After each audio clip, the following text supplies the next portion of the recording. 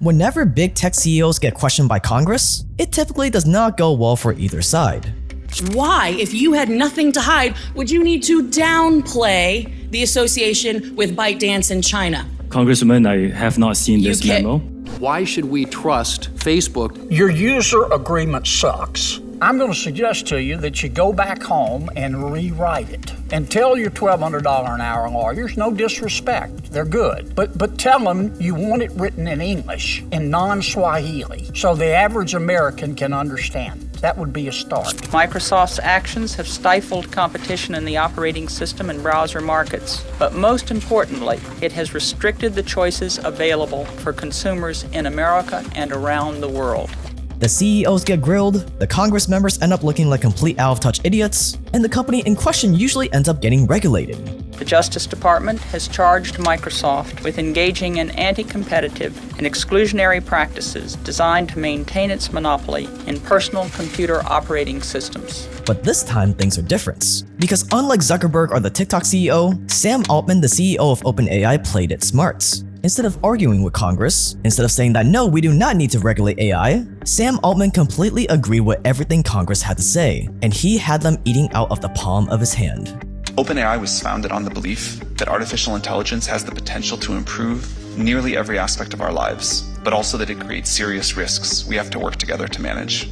I think jobs and employment and what we're all going to do with our time really matters. I agree that when we get to very powerful systems, the landscape will change. I think I'm just more optimistic that we are incredibly creative and we find new things to do with better tools, and that will keep happening. My worst fears are that we, the field, the technology, the industry, cause significant harm to the world. I think that could happen in a lot of different ways. It's why we started the company. It's a big part of why I'm here today and why we've been here in the past and we've been able to spend some time with you. I think if this technology goes wrong, it can go quite wrong, and we want to be vocal about that. We want to work with the government to prevent that from happening, but we try to be very clear-eyed about what the downside case is and the work that we have to do to mitigate that. Congress says AI needs more regulation. Sam Altman agrees. We need to find ways to license and control new AI startups. That's 100% right.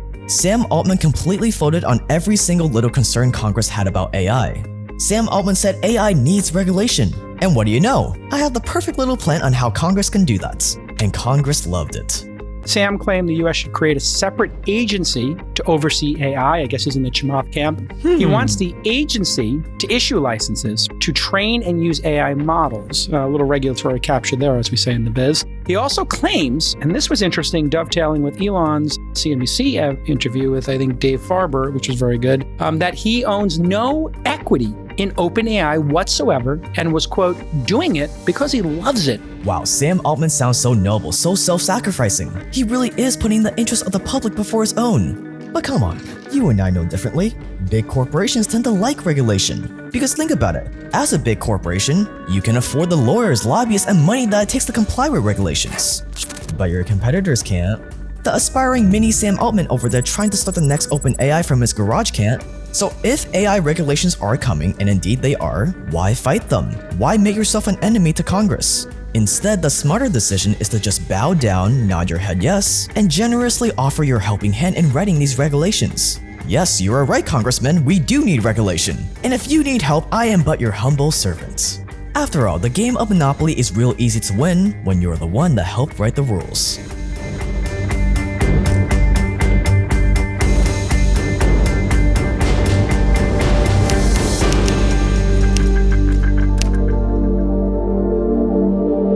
One company that is also following in Sam Altman's footsteps and taking advantage of these upcoming AI regulations is a company you need to know about called Edge Total Intelligence, or EdgeTI. See, every company out there needs some kind of AI component to compete these days. That's why every app you use has been adding generative AI features recently. But generative AI also poses a lot of risks to businesses. Bias, copyright conflicts, spewing out the wrong information, cybercrime, fraud. On top of that, with these coming regulations, every single company out there is gonna need help navigating these risks and regulations. Or in other words, there's a lot of money to be made. And that is where EdgeTI comes in. EdgeTI started in the defense and intelligence sector and now specializes in helping the world's largest companies navigate this mess so they can work within laws and regulations, using their super powerful B2B software called EdgeCore, which is why there's probably going to be a lot more demand for EdgeTI in the future as the regulations come. So more about HDI later, but they've been a private company for most of their existence, and they just went public in 2022. Some of their clients include JP Morgan and Motorola. CB Insight says they're basically a more affordable version of Palantir. They've got a $950 million contract with JADC2, the military's push to connect all the military branches together with AI. And if you're interested in learning more, you should definitely check them out with the link below. They're the paid sponsor of this video and we're really glad to have them, so pause the video, scroll down, and click the link below now. Now back to the video.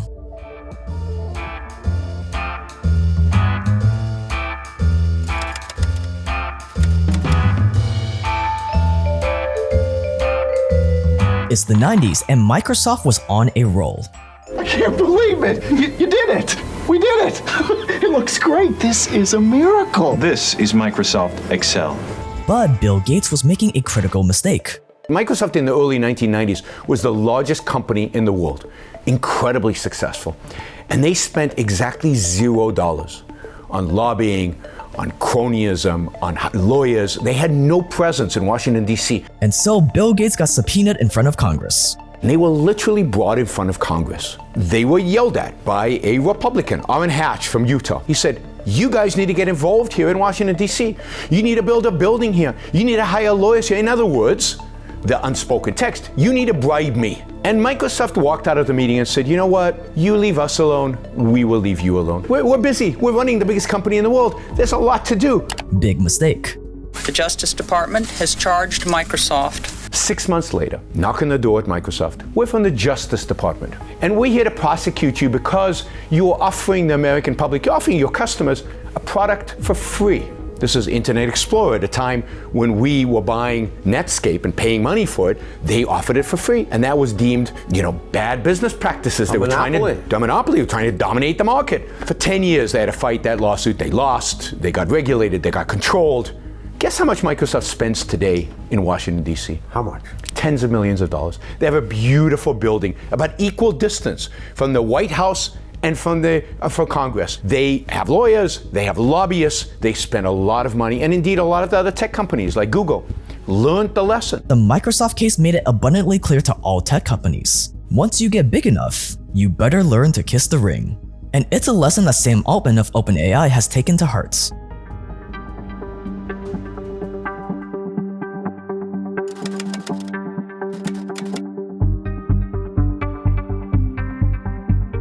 EU has been working towards passing this AI Act. Oh, God. Here we go. They're a couple of weeks ahead of these conversations in the US. But I mean, as you read through this AI Act and the proposal that it's put forth, it almost becomes the kind of thing that you say, I just don't know if these folks really understand how the technology works, because it's almost as if they're going to audit and have, an assessment of the risk level of every software application out there. And that the tooling and the necessary infrastructure to be able to do that just makes no sense in the context of open source software, in the context of an open internet, in the context of how quickly software and applications and tools evolve, and you make tweaks to an algorithm and you got to resubmit it for authorization. Here's the thing about regulating AI.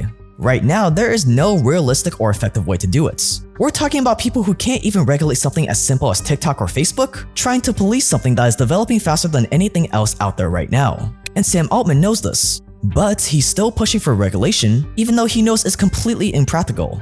According to him, Congress should create an independent agency that audits, tracks, and gives licenses to companies that want to train and develop AI models. ChatGPT-style models, if unregulated, could increase online misinformation, bolster cyber criminals, even threaten confidence in election systems. So he basically bought into the senator's narrative and, like you said, agreed to create a new agency that would license models and can take licenses away. He said that he would create safety standards, specific tests that a model has to pass before it can be deployed. He says he would require independent audits who can say the model is or isn't in compliance. But anyone with a basic understanding of how AI development works knows that this is nothing more than a fool's errand. Then it becomes very hard for a regulatory agency to go in and audit every server or every computer on a network and say, what model are you running? Is that an approved model? Is that not an approved model? It's almost like having a regulatory agency that has to go in and audit and assess whether a Linux upgrade or some sort of open source platform that's being run on some server is appropriately vetted and checked. And so it's almost like a fool's errand. And so if I'm running one of these companies and I'm trying to get Congress off my and get all these regulators off I'm going to say, go ahead and regulate us. Because the truth is, there really isn't a great or easy path or ability to do that, and there certainly won't be in 5 or 10 years. This is going to be a near impossible task to try and track and approve LLMs and audit servers that are running LLMs and audit apps and audit what's behind the tools that everyday people are using. And I wish everyone the best of luck in trying to do so. But that's kind of the joke of the whole thing. It's like, let's go ahead and pat all these Congress people on the shoulder and say, you got it, And you're right. If you create an agency where people have to go get their permission, it's a licensing scheme. You're going to be waiting in some line of untold length. It won't be like a physical line at the DMV building. It's going to be a virtual line where you're in some queue where there's probably going to be some overworked regulator who doesn't even know how they're supposed to approve your project. They're just going to be trying to cover their ass, because if the project ends up being something nefarious, then they get blamed for it. So that's what's going to end up happening. Sam Altman knows all of this. He knows that none of this is feasible, and that's exactly the point.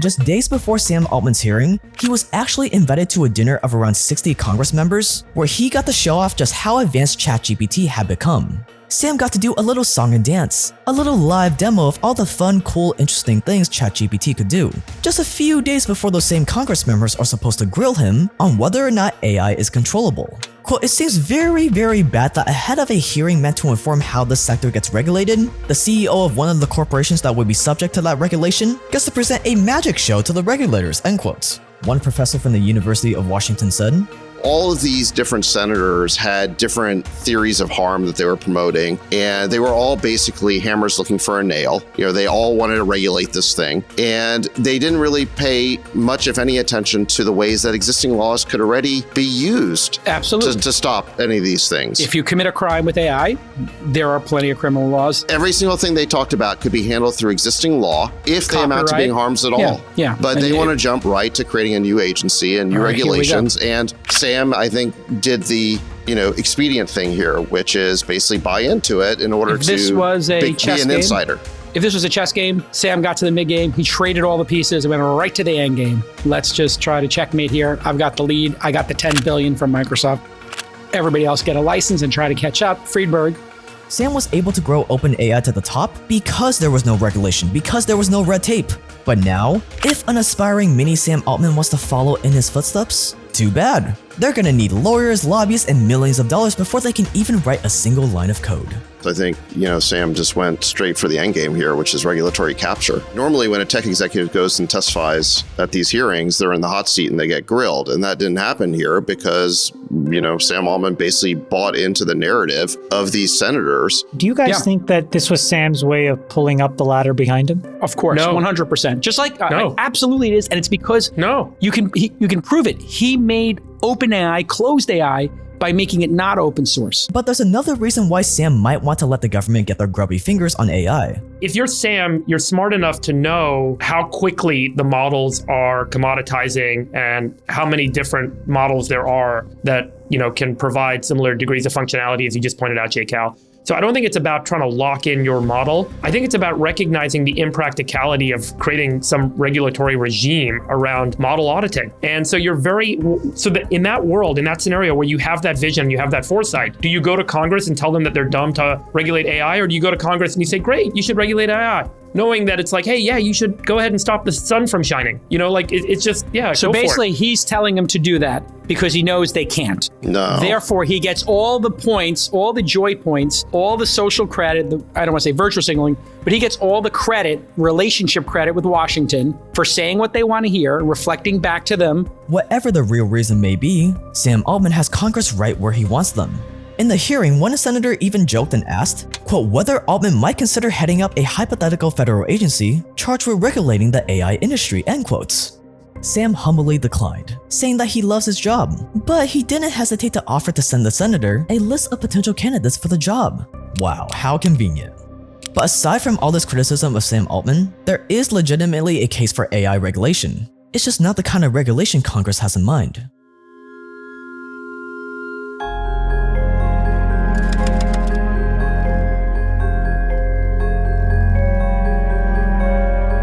I think Buffett is right. 2 weeks ago, he equated AI to nuclear weapons, which is an incredibly powerful technology whose genie you can't put back in the bottle, whose 99.9% of use cases are generally quite societally positive, but the 0.1% of use cases destroys humanity.